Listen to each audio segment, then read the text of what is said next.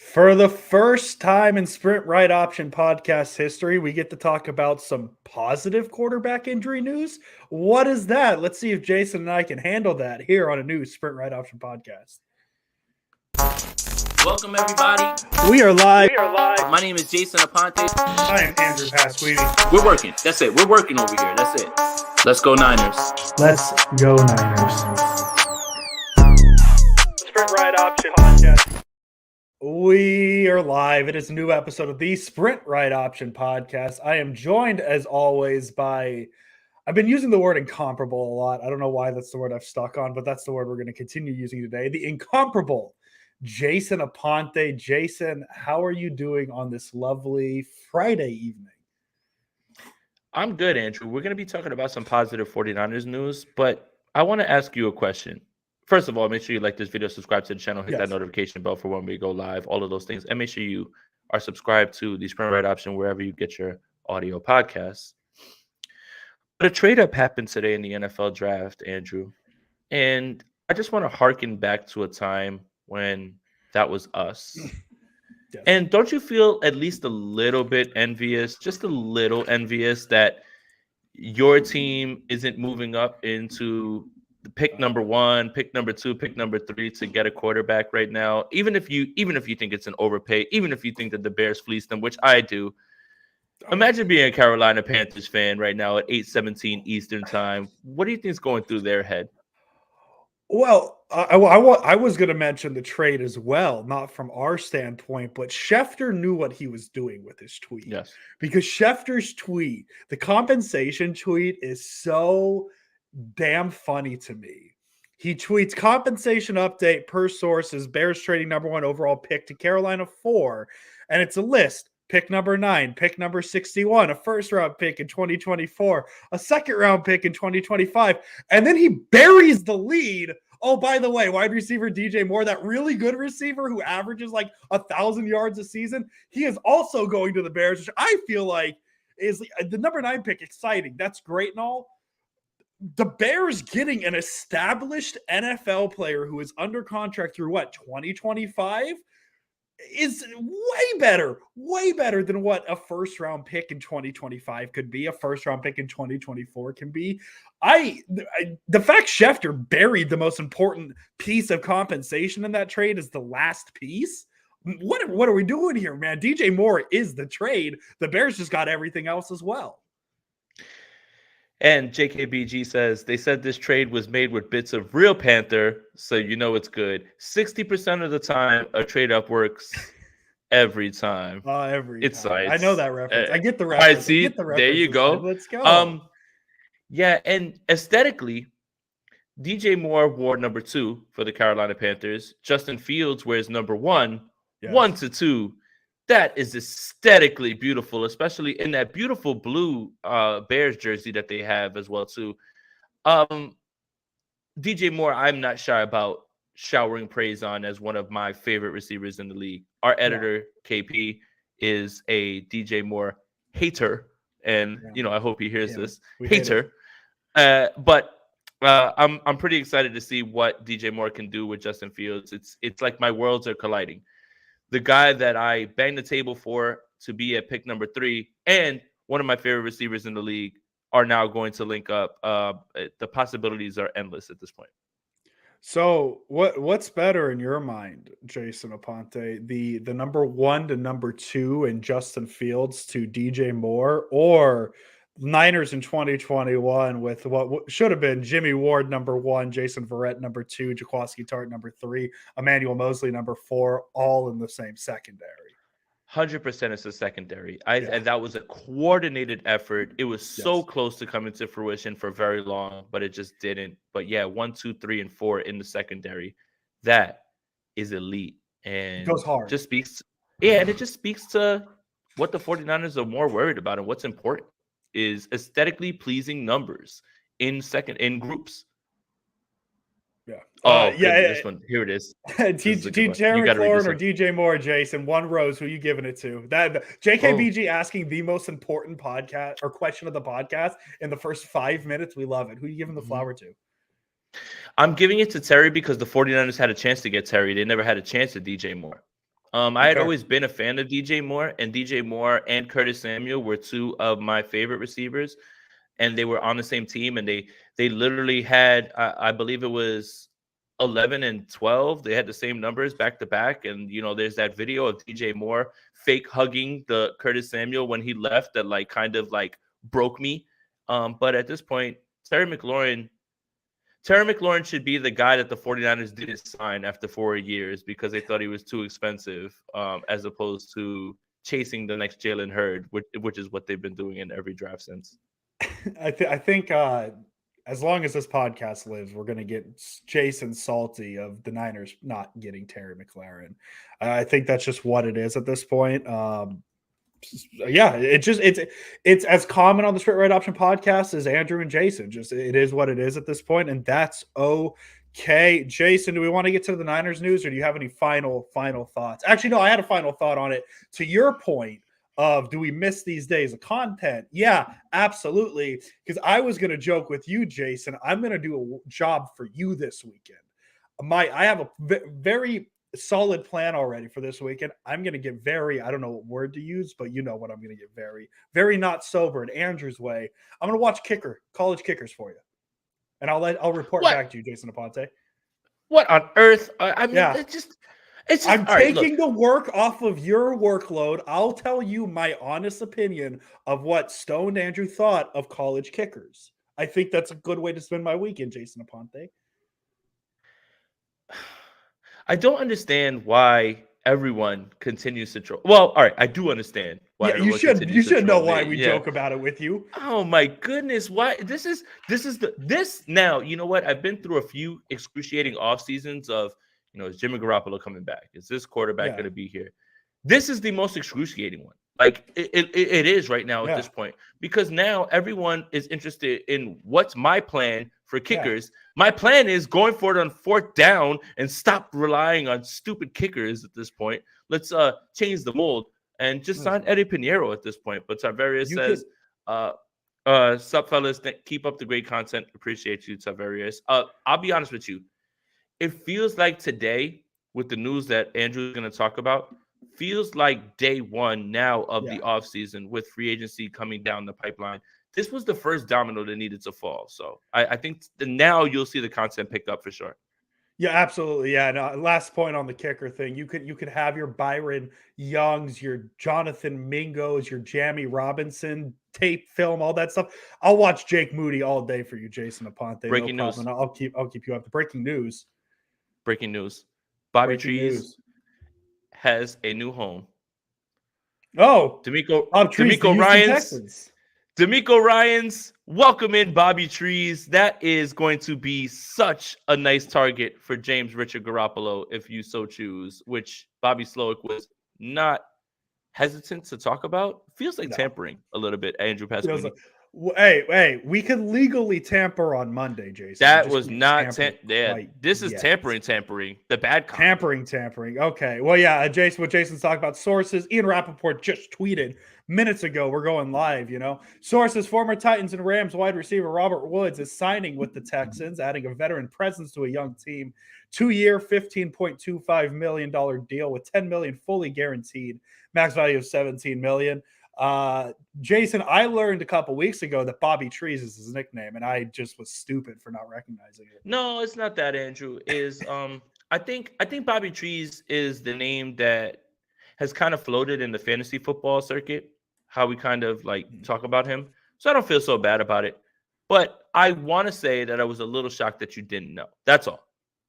Well, you would think I would have known because I'm a baseball guy in Rich Hill. We call him Dick Mountain. It's the same concept. I had no idea. Oh, wow. You didn't know about Dick Mountain? No, and that's actually the greatest name I've ever heard in my life in any sport. It really picked up steam a couple years ago when Major League Baseball had the Little League weekend because he was trying to get Dick Mountain as his nickname on the back of the jersey. Major League Baseball. No way. Let him. We're talking baseball already, so let's get to the Niners content. Jason Aponte. Good injury news at the quarterback position for the first time in a long time. Brock Purdy underwent successful surgery to repair his ruptured UCL. Dr. Keith Meister went in there, said, no, we don't need to do the full restructure. It is an internal brace surgery instead of the restructure. Timeline is he'll begin throwing in 3 months, which takes you about June's. Should be recovered, but in 6 months, which takes you to September. There's this thing that starts in September called the football season. I don't know if it's March. I'm not here to talk about how ready he is in September because I barely can think about April at this point. But this is good news. He's going to spend the next 3 months recovering. And then after those 3 months, he's going to be able to start throwing and getting ramped up. I still think Trey Lance is your week 1 starter. I think the timeline might be a little too tight for the Niners' comfort. But we're feeling really good about the good injury news because it could have been significantly worse. 100%. And this was alluding to my tweet earlier about I'm not used to getting good news about the 49ers quarterback position. So I'm a little weirded out. Like, where's the dagger going to come from? Who's going to pull the rug out from under me? When are you going to make me feel something terrible? And yeah, this was the right move. I mean, this was the perfect timeline, all of those things. But yeah, it does literally 6 months from now is week 1. Now, This is something that I found a little bit interesting.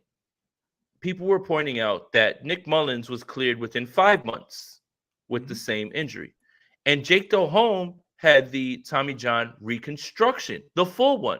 And he was cleared in 7 months. So as opposed to the entire year, Jake Delhomme was ready in 7 months, and he said that he felt even better after because he doesn't play baseball. He plays football, different injury, different I guess it's different strain on the arm. Different stressors on the arm. You're not throwing curveballs with footballs. 100%. And Brock Purdy and Nick Mullins, there is a chance that he's there in 5 months. And if he's there in 5 months, then it puts him firmly in a position where feasibly he could be ready for week 1. I am going to throw caution at everyone in terms of things never go the way that we want. We're even shocked that we got this news, even though everybody had always told us it was 6 months, right? We still, the more and more that it was delayed, the more and more anxiety actually set in terms of, oh my God, is this going to be worse? Is this going to be worse? But there is a chance. And that's good enough. So for 49er fans, I'll tell you this. Hope for the best, expect the worst.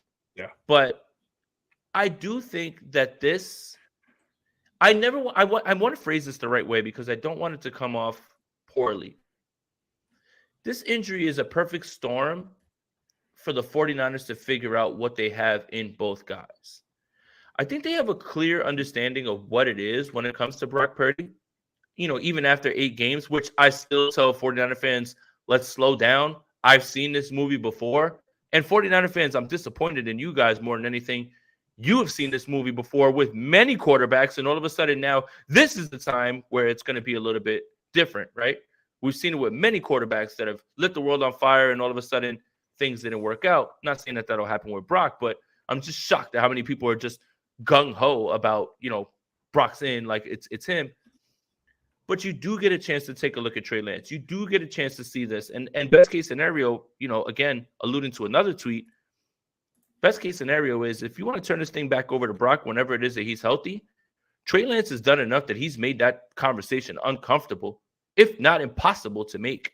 And I think that's what all 49er fans should be excited about is we have a legit quarterback competition that may be brewing with 2 guys that many in the fan base feel strongly about. And who could argue with what you think Trey Lance is? Who can argue with what you saw from Brock Purdy? I think, for one, myself, just speaking for myself, this is an exciting time. I'm excited to see what these 2 young men can do. Yeah, and I think the only thing this really changes right now, because as Jason said, this is going to be a quarterback competition. I don't think we need 5 months of how this is Trey Lance's job now, or 5 months how this is Brock Purdy's job when he returns. We don't need that. I think the only thing this changes is what the Niners do at the quarterback position in terms of now what would be the 3rd string quarterback. I don't think you can go after an Andy Dalton, dare I say a Jameis Winston, a Baker Mayfield with the sales pitch of, hey, you're probably the 3rd string quarterback. behind Lance or behind Purdy, whoever may be the second string quarterback. So I think that takes them out of the running of a free agent quarterback. And what that does put them in is maybe drafting a third quarterback. LKV saying bring back Nick Mullins. He feels like a great QB3. I think we need to lower the expectations of who the quarterback the Niners are going to look after. Outside, I'm going to continue my caveat of outside of those big fish names until those big fish names are gone, because I do think the Niners would prefer to just have a quarterback they know is going to be there and know what they're going to get out of him. Dare I say a Tom Brady? I'm going to keep saying that name until he physically comes on this podcast and tells me personally that he is retired. Or dare I say a Lamar Jackson? I know a lot of people are excited about him. That's going to cost a lot. Either way you cut it, no matter if you're talking contract or trade. But if we're talking about specifically backup quarterbacks, which, hey, Jason, this podcast has gotten really damn good at doing because we talk about them all the time, I don't think we're going to be talking about an Andrew Dalton, respectfully, or any of those higher names. We're just going to be talking about, well, who's that 7th round quarterback we could take instead of a kicker, that type of thing. So I think that's the only thing that changes at this moment. September conversations are September conversations. And I think this is a September conversation, at least in terms of who's starting when both are healthy. Yeah, and Mike Silver, my new best buddy, he said something that was really funny at the combine. He said, I just feel like the football gods are going to allow me to cover a 12 for the 49ers this season. Yes. And that's Aaron Rodgers, Tom Brady. So I reached out to him today on Twitter and I said, and you guys can check out the exchange. I said, so is the dream for a 12 quarterback dead? Because it seems like the Rodgers thing is about to be done. By the way, if that Jets thing gets done, I want my flowers for calling Carr to the Saints, Rodgers to the Jets. The last domino that needs to fall is Jimmy Garoppolo to the Las Vegas Raiders, which Jimmy Garoppolo QB3. Will you shut up, man? Listen, anyway, it's to a point where it does feel a little odd that Tom Brady hasn't filed his retirement papers, that he had the Fox Sports job on the table and said, I'm going to take the year off, because it did feel like today's surgery was the first domino for many things. And that's why I asked John Lynch what I asked him at the combine about a veteran quarterback. It was more about, when are you going to tell us how severe this injury is to Brock Purdy? So now that we know that it's 6 months, I think it puts you, depending on where you are on the veteran quarterback scale, it puts you in a place where it's like you could just roll with a Mike White, like at this point. Yeah. You could just roll with a guy who's there to just take snaps. And the 49ers may have to carry 3 quarterbacks just from PTSD alone. Yeah. PTSD alone. But they may just have to come with 3 now. So is it a situation where Purdy goes on IR for 4 weeks? Is it a situation where he's ready to go right away? I don't know. But I do know that the 49ers are scarred. So now if you are bringing in a quarterback, it isn't someone who, I don't think Baker Mayfield would come over here, which, speaking with Cleveland people, we don't want him anyway because he plays more Call of Duty a la Kyler Murray than he does in his playbook, literally out of the mouth of people that I spoke to at the combine. Or, Andy Dalton, these guys, you being relegated to practice squad, I don't know if that's something that they want to do. And now that we have this timetable, sounds like you're firmly in Purdy, Lance, and just a guy who can just be around, not Josh Johnson. Specifically not Josh Johnson. No, what not happened in the NFC. Respectfully, it's respectfully. Just, if we want to talk about the PTSD side of it, then yes, Josh Johnson, never again. I don't want to talk about him again. Not his fault. It's just he was the victim of circumstances there. But yeah, Jason, I really feel like the Niners offseason begins today. This was the first domino to fall. Now let's see where it goes from here. And I guess that's the next point we'll get to. We're going to not dive into free agency quite yet. Just to kind of give you guys an idea, the legal tampering period begins Monday the 13th, which is a couple days from now. And then the new league year when free agency can begin, that starts at 1 p.m. West Coast time, 4 p.m. East Coast time, Wednesday the 15th. So you get 2 days for legally tampering. I think they have something cooler, a real name for it. It's not legal tampering, but that's just what I call it to make my brain easier. And then new league year, that's when all the free agency begins and players can start signing. We'll see what the Niners do. And And I mean, just to give you an example from last year, a lot of people were talking about how excited they were for a guy like, you remember coming on this podcast talking JC Jackson and saying how great of a fit he'd be. I don't think the name Charvarius Ward was mentioned once. The Niners went out and signed him. So who knows? We'll see what the Niners' real plan is. I see a lot of speculation on Twitter, but we'll see what happens. We're going to start getting answers on what the 2023 Niners are going to look like. Niners got some news yesterday that kind of helps tell you what the 2023 Niners are going to look like. The NFL announced their compensation picks for the 2023 NFL draft. The 49ers came out looking like bandits. They got 7 confirmed compensation picks, more or less what people expected them to get. I'll list it anyways. 99th, the 101st pick, the 102nd pick, all in the 3rd round. 5th round picks, the 173rd and 216th. And then 7th round picks, the 253rd and the 255th. 253, 255, that's where I'm looking kickers and maybe the 3rd quarterback. I'm going to keep running back that kicker thing. None of this is necessarily news because it's just more official of what people expected. We could fill in the blanks. These compensation picks were for coaches, I believe, from last year, which is Mike McDaniel. Niners got comp pick for the DJ Jones signings like that. Those are those comp picks. That's in addition to the 4 picks the Niners already had. So 11 picks entering the NFL draft. Jason, what are your thoughts? Sounds like that Christian McCaffrey deal, which everybody was like, why did you give up so much for a running back? Sounds like the 49ers kind of knew what they were going to get. And I want to point out something on here. The 49ers didn't hire all of these minority coaches with the idea of exploiting this rule. No. They hired minority coaches because they were the ones who were best and fit their team. And then when they got all of these, jobs and these, well-deserved jobs is when they reap the benefits of it. So I do want to kind of stomp out a narrative that I've seen about the 49ers only hiring minority coaches to exploit this rule. No, absolutely not. They hire coaches that will become GMs and organizational people that will become GMs and become head coaches, all of those things. It is a team and an organization that is built on getting the right guys in the building. Mm-hmm. And then when you think about DJ Jones, all of these guys that have been able to net you these comp picks, and there's more comp picks to be had. DeMeco Ryans just got signed. Martin Mayhew, those are going to start to pile up as well. It does make you understand why the 49ers was so all in on getting a talent like Christian McCaffrey. Mm-hmm. And for me, the 49ers have done an incredible job of building a roster, whether it's conventional, unconventional, however you view it, through free agency with low-cost defensive line signings, with comp picks that they've moved up into drafts to go get. I mean, they traded comp picks to go get Trey Lance. That's part of it. They traded comp picks and they ended up with Dre Greenlaw. And, they got Brock Purdy from a CJ Beathard comp pick. This organization is operating on a level where we highlight the misses and we look at, particularly me, we just spoke about it, Terry McLaurin, Jalen Hurd.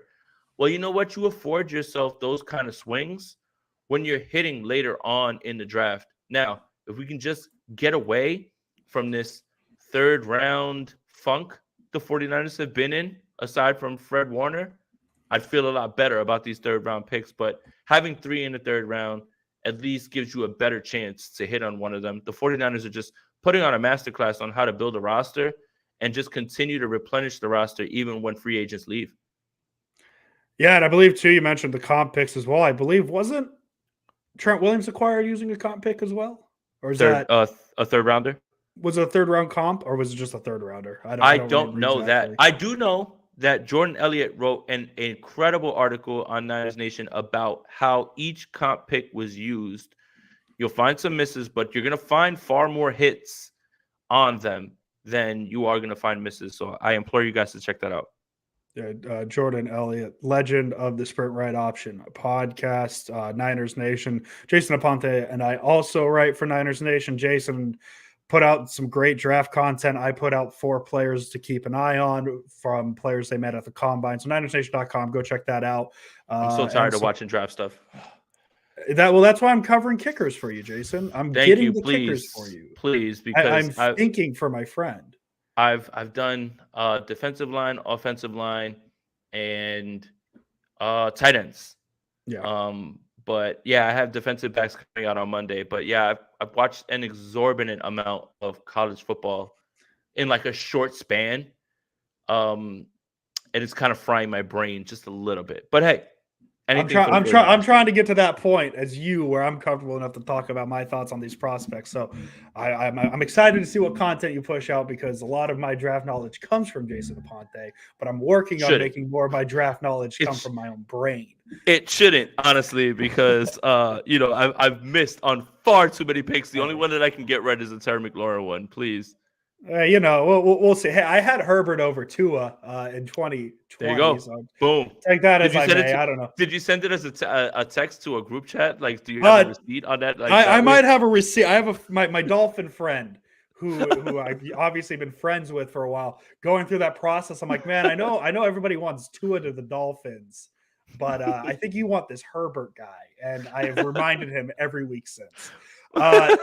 Niners make a small move yesterday. There's a little bit of a cleanup.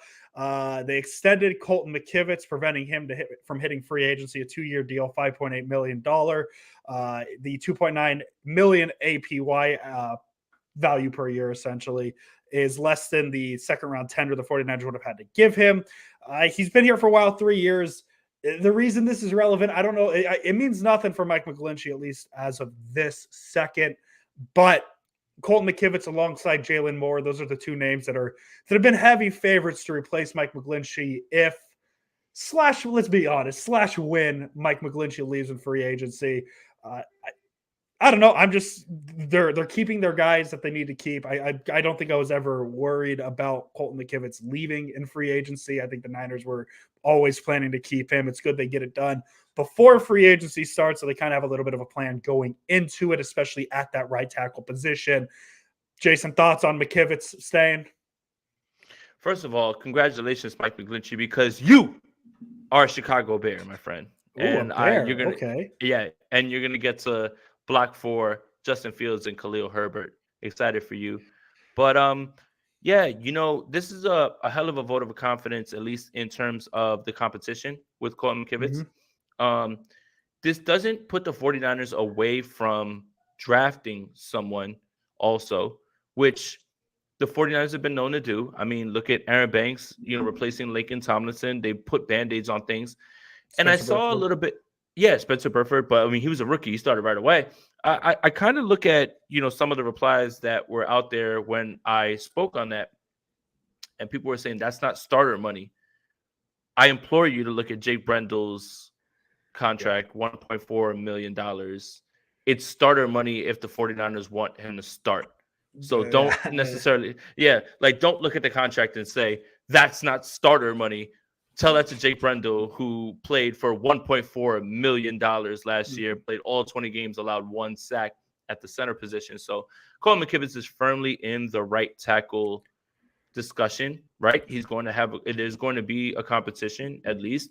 Now, with who? Will it be with Jalen Moore? Will it be with someone that the 49ers might draft? And funny enough, Andrew, we talked about articles on Niners Nation. And I do think there is somebody who the 49ers might be interested that they actually did meet with in Indy, Walter McClendon Jr., offensive tackle from Georgia. He played back-to-back years with Georgia, won national championships, high motor guy, good football IQ. He's a solid anchor with a lot of ready hands on and awareness of stunts and twists and things like that. Somebody who could play guard. So the versatility that the 49ers like. So, again, may not be somebody that immediately jumps into the starting rotation, but is someone who is waiting in the wings. And, again, the 49ers love their versatility. So it's going to be interesting how they approach this right tackle position. But it seems like Colton McKivitz right now, March 10th, feels like he's the clubhouse favorite. He's the clubhouse leader right now.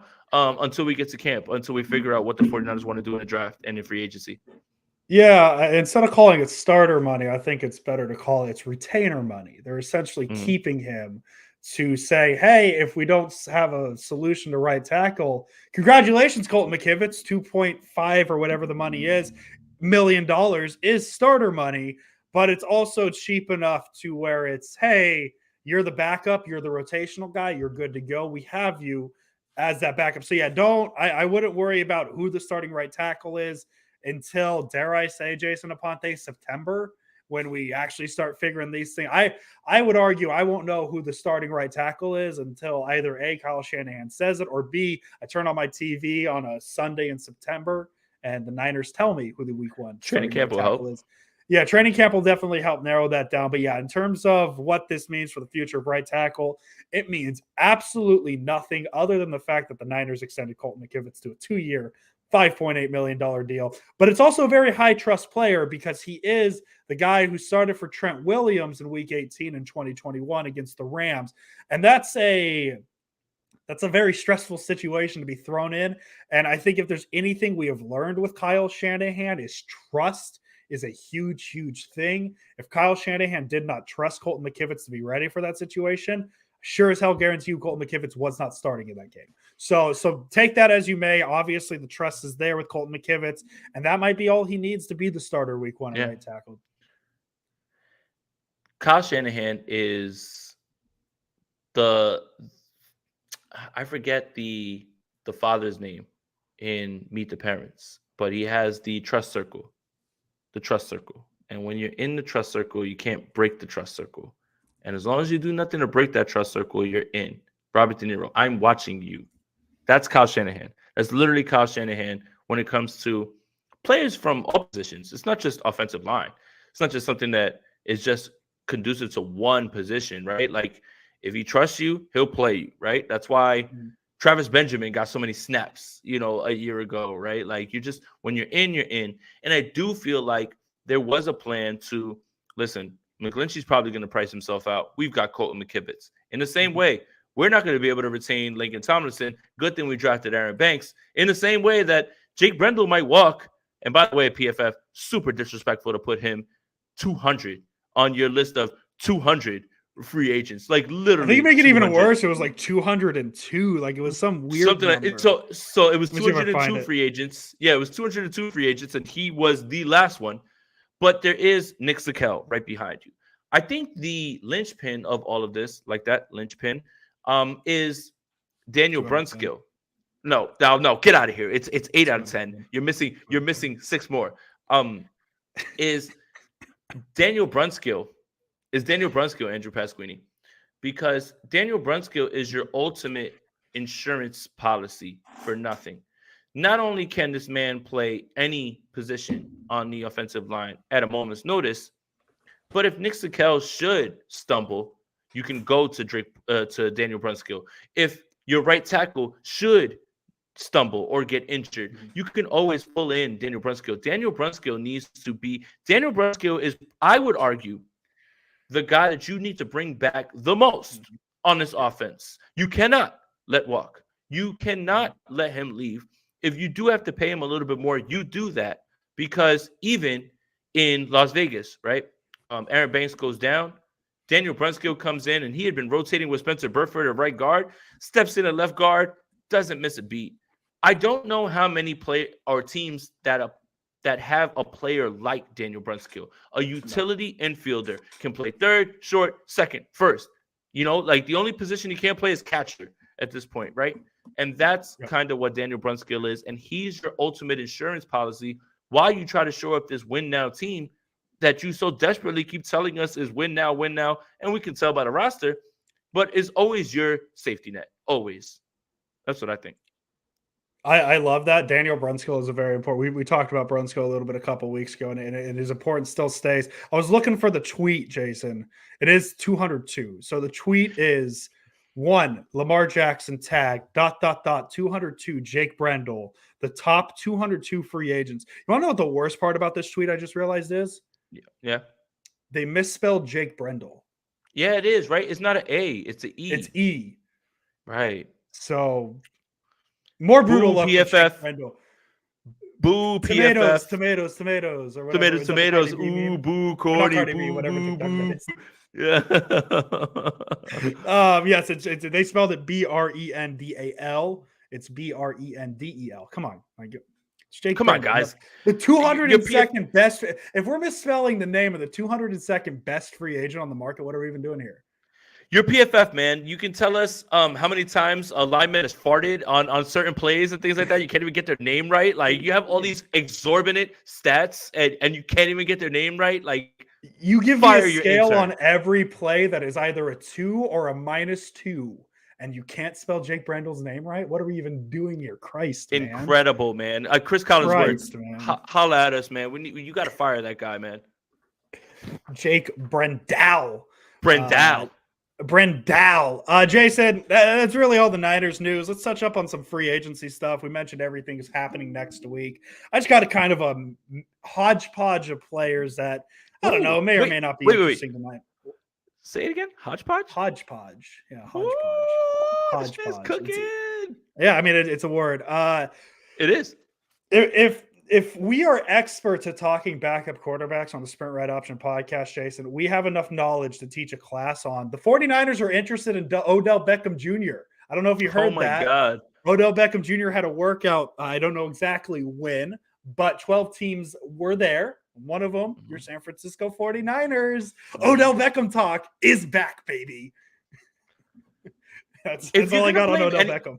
No, if you're going to blame anyone for this, don't blame the fans that are jersey swapping him. Don't blame the fans that are putting together how he can be used. It's Kyle Shanahan. Kyle, I want to ask you a question, Coach, because I know you watch.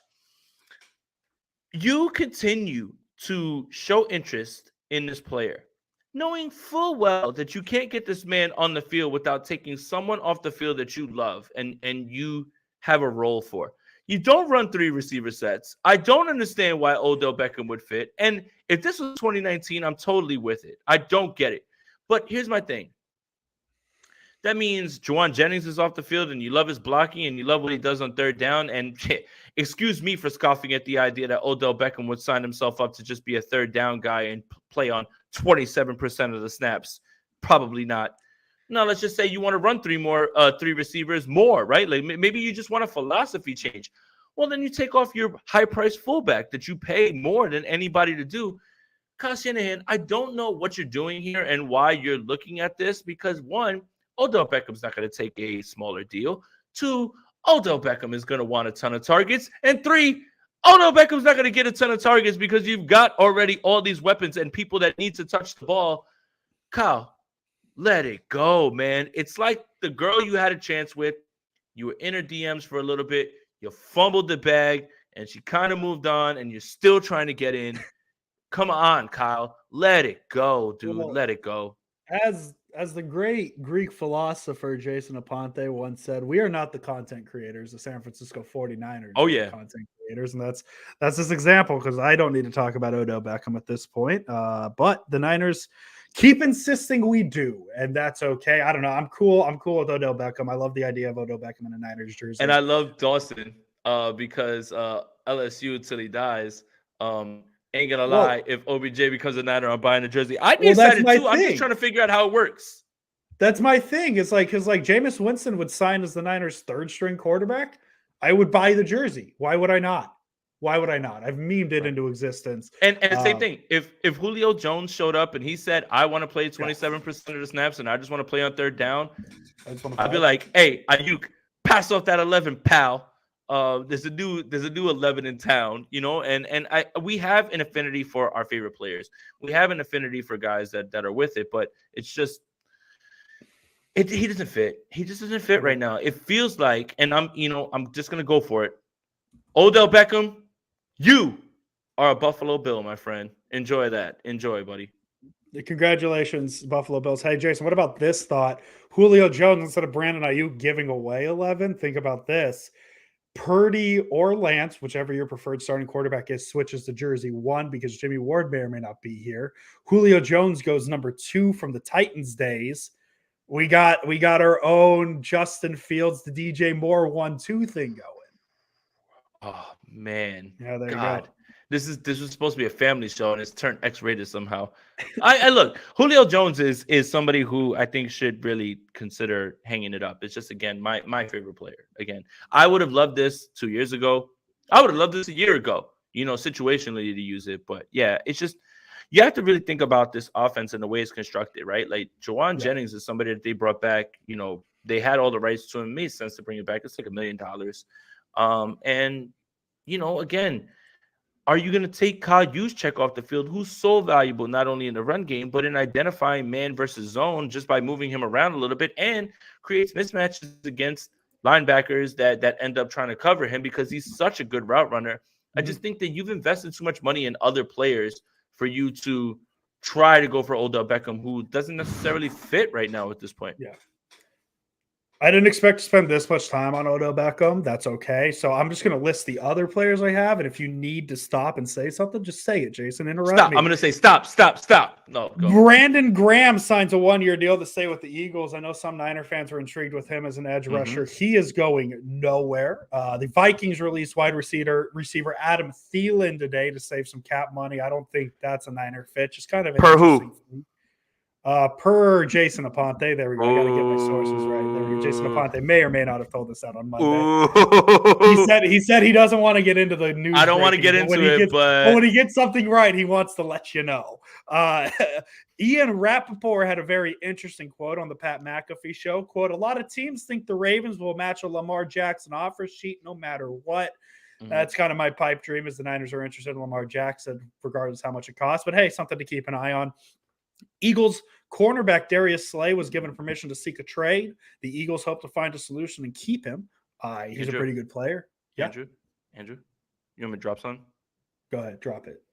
The 49ers reached out to the Eagles about Darius Slay. That's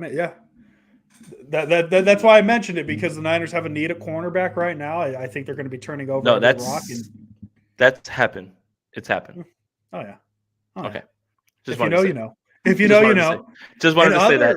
Doesn't mean it's happening, but the 49ers reached out to Slay. They reached out to the Eagles to see about Slay. In more news on another cornerback the Niners have reached out about, the Vikings waived Cameron Dantzler today. The Niners were interested in him in 2021. So see what that is. Maybe the Niners kick out to him. This is my pipe dream. The Saints offered quarterback Jameis Winston a restructured deal as a backup to Derek Carr. He has until Wednesday to sign it, or he will become a free agent. Jameis, sign with the Niners. I will stand you harder than anybody's ever stand you in your life. And then last but not least, little NFC West news. Rams released linebacker Leonard Floyd after 3 seasons with the team. The move saved the Rams $3 million, but they'll also take on $19 million in dead cap. And there's my free agency update, kind of people to keep an eye on. Cameron Dantzler was somebody that the 49ers were interested in. And if you were to bring him in, it's just purely on depth, because I do think Emmanuel Mosley finds his way back to this team with the injury, based on the fact that he injured himself week 5. That's a year-long thing. So that is somebody that you should probably count on coming back. Lenore will slide back to the slot, and Samuel Womack will get the first few weeks to build up his confidence. And it all depends really on what's going to happen with Deshaun Gibson.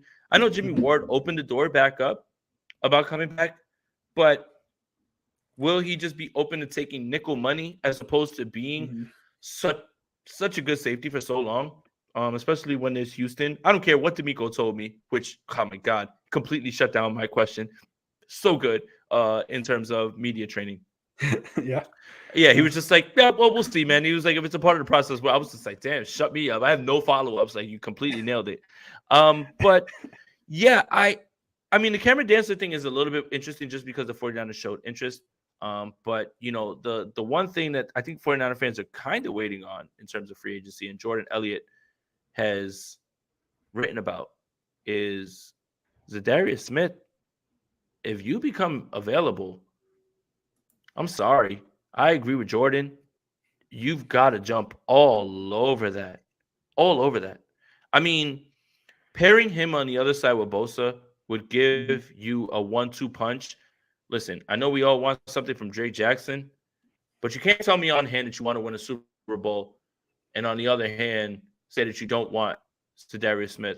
So that's something to keep an eye on. He asked for a release. Minnesota hasn't released him yet, right? They haven't released him yet. Maybe they'll find a way to bring him back. But my goodness, man, if Zadarius Smith is out there, if you're trying to beef up this pass rush, I don't know how you do it faster than getting Zadarius Smith. I like the move of asking to be released and then sending I just want to say thank you to Skull Nation for an amazing season and experience. Thank you to all of my teammates, coaches, and the entire Minnesota Vikings organization. Just dropping the thank you as like, hey, I don't know if I'm actually out of here, but like I really want to be out of here. Goodbye. I love that move from Zadarius Smith. And yeah, absolutely. He's a player the Niners are going to have to be on as well.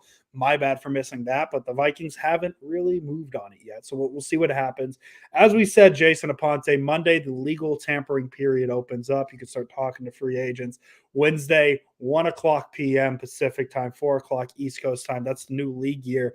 Jason, I was thinking I'll just call out of work that day and we'll treat it like it's like the new year, like the new year we celebrate every year in January. And we'll just be hammered before 1 o'clock and just do a podcast. Like Happy New Year, hammered at 1 o'clock on a Wednesday. Oh, so wait. I get to drink like it's New Year's because of the league New Year. Andrew, sign me up, man. Oh my goodness. And we'll do the smart thing and put ourselves on camera on the internet live for everybody to see what we say. Okay. Yeah. I love it. I gotta figure out a way to call out of work, but we'll work on it. I don't have much PT. I'm going to the have I told you I'm going to the Philippines in May, so a lot of PTO taking up that. Nice. So, I love that for you. Go get some sun, pal. I need it. Hey, man, it's supposed to rain for like 7 days straight in Sacramento, California, so I'm not going to see much sun. Jason, do you have any other things before we get out of here? We're talking about the weather in Sacramento, California. Probably a good sign we need to start like wrapping up here. Wrapping this up.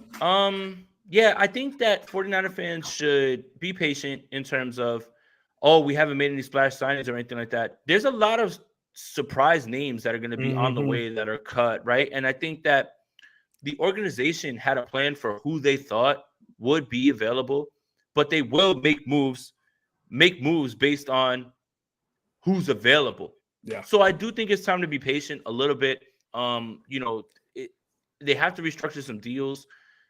Sunday is really like the day where you got to ramp up, and then Monday it's like full go, like legal tampering. I fully expect Mike McGlinchey to sign, meaning another comp pick coming back to the 49ers for Mike McGlinchey.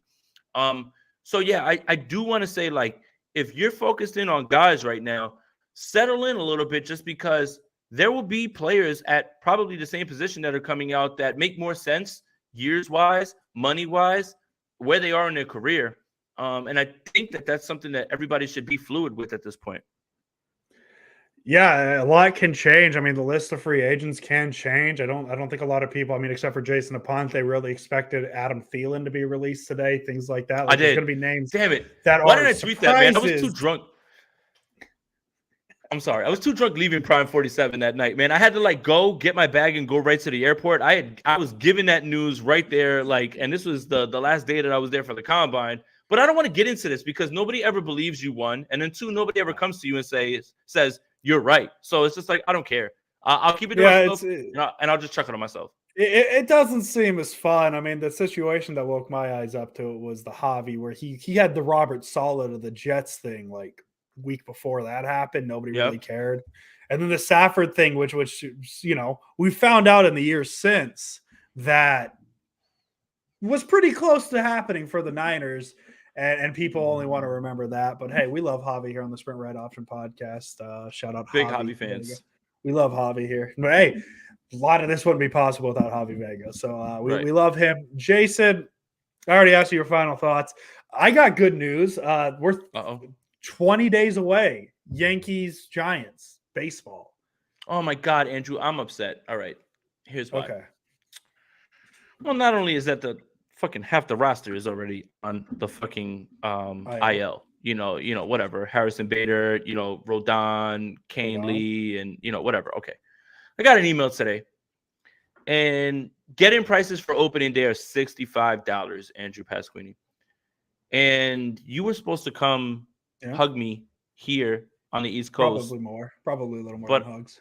But I will be in Disneyland, Disney World, whatever the World. one is. World is the Florida one. Yeah, World. Yeah, Disney World with Averly for her birthday. And unfortunately, yeah, I do too. And I'm happy for her. But I will be missing opening day with you. But as soon as I get back, The first game that I can, I'm going right to the stadium Well, because I need baseball. Well, all the bad news for the Yankees and the Giants just beat Team USA. The Giants are literally the linear defending World Baseball Classic champions right now. I don't know if you've thought about that yet. So that's a No, stop it. Will you pretty tall stop it? task for the Yankees on opening weekend, if you ask me, Jason Avante. Hey, we'll be back next week. Probably, my guess is Monday.